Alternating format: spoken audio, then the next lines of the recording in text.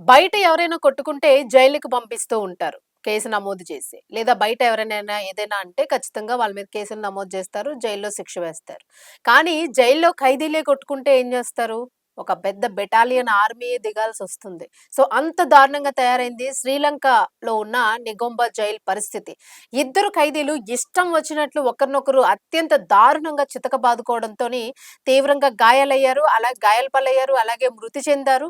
వీరి గురించి మరికొంతమంది పోరాటం చేస్తూ రకరకాల పరంగాను 30 మంది ఇంచుమించుగాను తీవ్ర గాయాల పాలయ్యారు. వాళ్ళలో కూడా చాలా మంది పరిస్థితి జలుబు తలనొప్పి ఒళ్ళు నొప్పుల నుంచి ఉపశమనం శాస్త్రీ బామ్. జలుబు తలనొప్పి ఒళ్ళు నొప్పుల నుండి ఉపశమనం శాస్త్రీ బామ్ ఇప్పుడు ₹5 ప్యాక్ లో కూడా. అత్యంత దారుణంగా ఉంది అని చెప్పేసి. అంతేకాదు వీళ్ళల్లో ఒక 2 జట్ల మధ్య ఉన్న అంతర్గత విభేదాలు ఎప్పటినుంచో కక్షలు, కార్పుణ్యాలతో రగిలిపోతున్న వీరిద్దరి మధ్య రగిలిన ఈ గొడవ కారణంగాను అక్కడ జైల్లో ఉన్న ఈ 2 గ్రూపులకి సంబంధించిన ఖైదీలు ఇష్టం వచ్చినట్లు రెచ్చిపోయి అక్కడ ఉన్న ఒక పాత బిల్డింగ్ జైలు లోపల ఒక పాత బిల్డింగ్ ఏదైతే ఉందో దాని మీదకి ఎక్కి దాని మీద నుంచి నినాదాలు చేస్తూ కూడా పెద్దగా హోరెత్తించారు. ఆ నినాదాలు చేయడంతోన ఆల్రెడీ అప్పటికే గోడలు పాడుబడిపోయి ఉన్న ఆ పాత బిల్డింగ్ ఒక్కసారిగా కుప్పకూలిపోయింది. కుప్పకూలడంతోనే ఆ పైన అంటే బరువు కాయలేకపోయింది. పైన ఎక్కిన వాళ్ళు అలాగే కింద ఉన్నవాళ్ళు మొత్తానికి ఆ బిల్డింగ్ పడిపోవడంతోని ఇంచుమించుగా 30 మందికి పైగా దెబ్బలు తాకి తీవ్రంగా గాయాల పాలయ్యారు. వీరి పరిస్థితి కూడా విషమంగా ఉంది అనేదైతే తెలుస్తుంది. మరి ఈ విషయంలోనే ఈ అల్లర్లయితే మాత్రం తారాస్థాయికి చేరుకున్నాయి. గొడవ జైల్లో జరిగినప్పటికీ కూడా ఈ అంశానికి సంబంధించి ఆ జైల్లో గొడవ పడ్డ టీమ్స్ ఏవైతే ఉంటాయో ఈ రౌడీ మూకలు లేదా ఉగ్రవాద మూకలు లేదు ఈ ఎవరైతే ఉన్నారో రెచ్చిపోయిన వీళ్ళకి సంబంధించి బయట నుంచి కూడా ఆందోళనలు చేయడం కూడా ఇక్కడ చాలా ఆసక్తికరమైన అంశంగా మారింది. బయట కూడా వీళ్ళ తరఫున బయట కూడా అనేక మంది రెచ్చిపోతూ ఆయుధాలతోని విచ్చలవిడిగాను ప్రభుత్వం మీద లేదా జైళ్ళ మీద ఎగబడడం అనేది ఇక్కడ తారాస్థాయికి చేరింది. ప్రస్తుతం శ్రీలంకలో పరిస్థితి అయితే నిగొంబ జైలు దగ్గర అత్యంత దారుణంగా ఉంది. ఈ కారణంగాను రంగంలోకి ఆర్మీ దిగాల్సిన పరిస్థితి ఏర్పడింది చూడండి.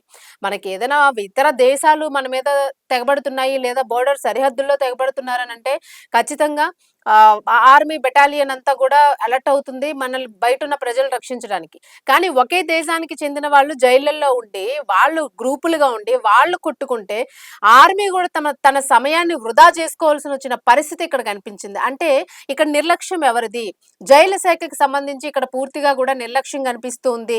ఖైదీల మధ్య జరిగిన ఘర్షణ ఇప్పుడు మితిమీరిపోవడంతోని జైలు సిబ్బంది అదుపు చేయలేని పరిస్థితిలో ఉండడంతో ఆర్మీ దిగాల్సి వచ్చింది. ఇదంతా కూడా మొత్తానికి శ్రీలంక గవర్నమెంట్ కి చాలా పెద్ద తలనొప్పిగా మారినట్లు ఇక్కడైతే కనిపిస్తుంది.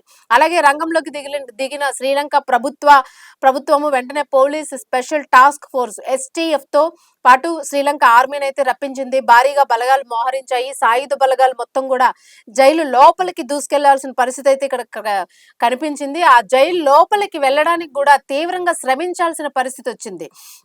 ఈ ఈ పరిస్థితిలోని అదుపులోకి తీసుకురావడానికి మొత్తానికైతే ఆర్మీ చాలా కష్టపడింది. ఈ ఆర్మీ ఎంట్రీతోని మొత్తానికి జైల్లో ఆ దారుణమైన పరిస్థితులైతే కాస్త సద్దుమణిగాయనే చెప్పుకోవాలి.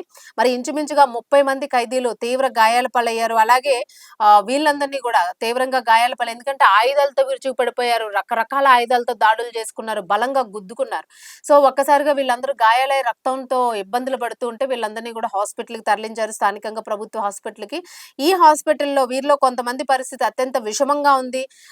ముందు ఆల్రెడీ ఇద్దరు చనిపోయి ఉన్నారు. బట్ మరికొంతమంది పరిస్థితి ప్రాణాలు కోల్పోయే పరిస్థితి విషమంగా ఉందని అయితే వైద్యులు ఇక్కడ చెప్తున్న పరిస్థితి అయితే కనిపిస్తోంది. అలాగే వైద్య వర్గాలైతే అనేక రకాల అంటే రకరకాల గాయాలైనయి వీళ్ళకి తగలరాని చోట్లన్నీ కూడా గాయాలు తగలడంతోని ప్రాణాలు కోల్పోయే పరిస్థితులు కూడా ఉన్నాయని అయితే చెప్తూ ఉన్నారు. అయితే ఇంత దారుణమైన ఘర్షణ ఎందుకు జరిగింది? ఒక చిన్న ఘర్షణే ఇంత పెద్ద ఘర్షణకి దారి తీసిందని అనుకోవచ్చా?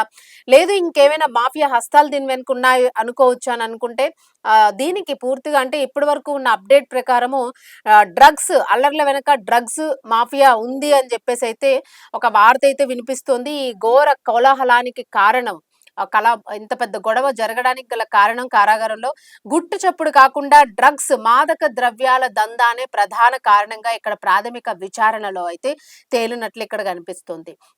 సో, బయట డ్రగ్స్ ఉంటేనే ఎక్కడో ఏదో అసలు డ్రగ్స్ లేకపోతేనే డ్రగ్స్ అన్నట్టుగా ఏదో ఒక తెల్లటి పంచదార పొడిని చూపించైనా డ్రగ్స్ అని చెప్పి లోపలేసేస్తున్న కేసులు గూడా చూస్తూ ఉన్నారు. చాలామంది దాని మీద కామెంట్స్ చేస్తూ ఉన్నారు. ఇలాంటివి గూడా జరుగుతూ ఉన్నాయి. అభాగ్యుల్నేసేస్తూ ఉన్నారు. పెద్ద పెద్ద ముఠాలు తప్పించుకుంటూ ఉన్నాయి. సో, వీళ్ళని మీరేమి పీకలేకపోతున్నారు అని జెప్పేసి కూడా మాట్లాడేస్తూ ఉన్నారు చాలామంది. హ్యూమన్ రైట్స్‌కి సంబంధించిన వాళ్ళు గాని, లేదా చాలా చోట్ల మన ట్రాఫికింగ్ జరుగుతుంది. Human trafficking. సో, ఇందులో గూడా డ్రగ్స్‌కి సంబంధించి ఉంటున్నాయి. లేదా అత్యాచారాలు జరుగుతున్నాయి. వీటిల్లో గూడా విచ్చలవిడిగా డ్రగ్స్ వాడడం వల్లనే, మత్తు పదార్థాలు వాడడం వల్ల ఇలాంటి వాటన్నింటికి గూడా విపరీతంగా దారి తీస్తుంది అనేదైతే వినిపిస్తూ ఉంది. మరి ఈ నేపథ్యంలో బయట ఉన్న వాళ్ళని వదిలేసి బయటనే విపరీతంగా డ్రగ్స్ దందా అనేది కొనసాగుతూ ఉంది. పోనీ బయట జరుగుతుంది అనంటే పట్టుకోవడం కష్టంగా ఉండొచ్చు. ఎప్పటికప్పుడు అధికారులు గూడా గుడి చప్పుడు కాకుండా వాళ్ళని పట్టుకునే మఫ్తీల్లో పట్టుకునే ప్రయత్నం చేస్తూ ఉన్నారు. మరి జైళ్ళలోకి అసలు ఈ మత్తు పదార్థాలు ఎలా వెళ్తూ ఉన్నాయి? అంటే అక్కడ ఉన్న వాళ్ళు గూడా అమ్ముడుపోతూ ఉన్నారా? నిజంగానే ఈ మాఫియాకి సంబంధించి జైళ్ళ అధికారులు లోపల ఉన్న వాళ్ళు ఎవరైనా సపోర్ట్ అందిస్తూ ఉన్నారా? లేకపోతే అధికారులు భయపడి వాళ్ళకి లోపలికి విచ్చలవిడిగా వదిలేస్తూ ఉన్నారా? సో, ఇలాంటి తతంగం అంతా గూడా ఇప్పుడు జైళ్ళ మీద చాలా సీరియస్ గానే దృష్టి పడింది. అలాగే ప్రజలు కూడా తీవ్రంగా ఆందోళన అయితే వ్యక్తం చేస్తూ ఉన్నారు. భారీగా డ్రగ్ నెట్వర్క్ అనేది జైళ్లలో కొనసాగుతూ ఉంది. ఎందుకు దీని మీద నిర్లక్ష్యం వహిస్తూ ఉన్నారు అని చెప్పేసి. సో, ప్రస్తుతానికైతే మాత్రము ఈ దందానైతే తీవ్రంగా వ్యతిరేకిస్తున్నట్లు ఇక్కడ కనిపిస్తుంది. అలాగే ఈ దందాకి సంబంధించి ఒక శక్తివంతమైన ముఠాకి సంబంధించి ఆ దందాను తీవ్రంగా వ్యతిరేకిస్తున్న మరో గ్రూప్ కి సంబంధించి మధ్య కూడా కొద్ది రోజులుగా కూడా కోల్డ్ వార్ అనేది నడుస్తున్నట్లుగా ఇక్కడ కనిపిస్తుంది. మరి ఈ క్రమంలోనే ఇరు వర్గాల మధ్య కూడా ఘర్షణ జరిగినట్లు దారితీసిందని చెప్పేసి అయితే మాత్రం కొంత ఇన్ఫర్మేషన్ మనకి వచ్చిన అప్డేట్ ఉంది. మరి అసలు జైళ్లలోకి ఎలా వచ్చాయా డ్రగ్స్, ఎవరి ద్వారా వెళ్తూ ఉన్నాయి, అసలు ఎంత మొత్తంలో వెళుతూ ఉన్నాయి, దేనికి సంబంధించిన ఖైదీలు లోపల ఇంకా ఉన్నారు, ఖైదీల రూపంలో ఉన్న ముఠాలు ఏమైనా లోపల ఉన్నాయా, విచ్చలవిడిగా వారిని, ఎందుకంటే కొంతమంది పలానా కేసు మీద వెళ్ళి మళ్ళా వాళ్ళది 3 నెలలో 6 నెలలో శిక్ష అవ్వగానే బయటకు వచ్చేస్తూ ఉంటారు. మరి ఇలా వచ్చినప్పుడు మళ్ళా వాళ్ళు జైల్లోనే ఒక అడ్డాగా మార్చుకుని దీన్ని ఎక్స్పోర్ట్ అండ్ ఇంపోర్ట్ చేస్తున్నారా అనే అనుమానం కూడా ఇందులో వస్తూ ఉంది అని అయితే ఇక్కడ అంటూ ఉన్నారు. మొత్తానికైతే ఈ భవనం పైకప్పు కూడా కూలిపోయింది. భారీ స్థాయిలో అక్కడ బలగాలు మోహరించాయి.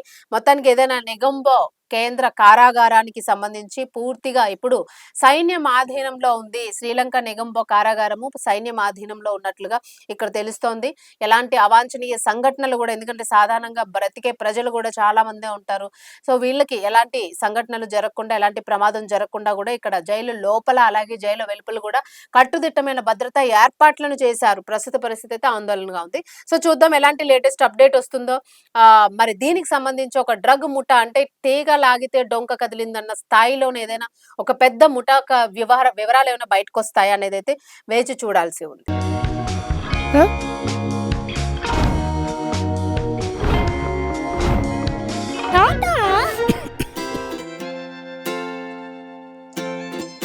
జలుబు, తలనొప్పి, నడుము నొప్పి, మోకాళ్ల నొప్పులు లాంటి లక్షణాల నుండి ఉపశమనానికి శాస్త్రిబామ్, ట్రస్టెడ్ బై మిలియన్స్ సిన్స్ 1992.